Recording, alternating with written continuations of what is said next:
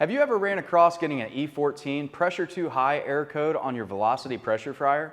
Well, in this video, I'm going to show you exactly how to resolve that issue and tell you the tips and tricks on how to prevent that in the future and what caused it.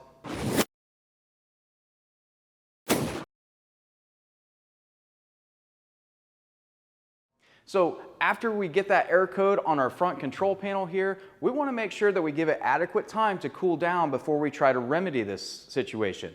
So what we'll do is we'll go ahead and loosen our 3 thumb screws on our deadweight assembly here, and then we'll go ahead and pull that out. And then what we need to do is we need to grab our clean out tool that's going to be located on the back of our unit. It's going to be this L-shaped rod. And then what we're going to do is we're going to insert it down into our steam stack. And then what we need to do is we need to run this rod back and forth, up and down, so that we can go ahead and clear that obstruction that's inside this line behind this panel here.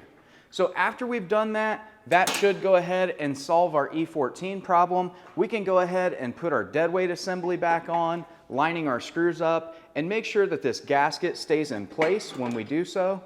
And then we just need to tighten these thumb screws down with our fingers. There's no need to use a screwdriver to torque them.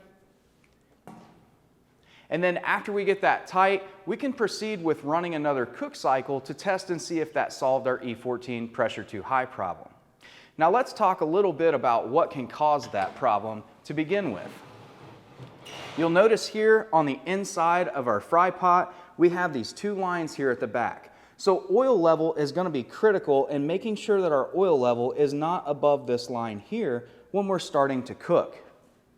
Because what happens if that oil is already above that line and we start to cook and then we enter that product on top of that, that extra oil has to go somewhere during the cook cycle, and it's going to go right out our steam system, clogging it up and causing that E-14 pressure too high air.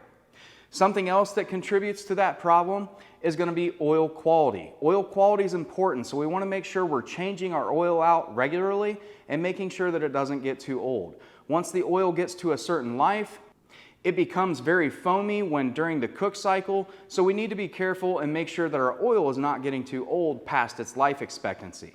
So those are some of the things that can lead up to the E-14 pressure too high, and now you're equipped to solve that problem right at the store level without having to call for service.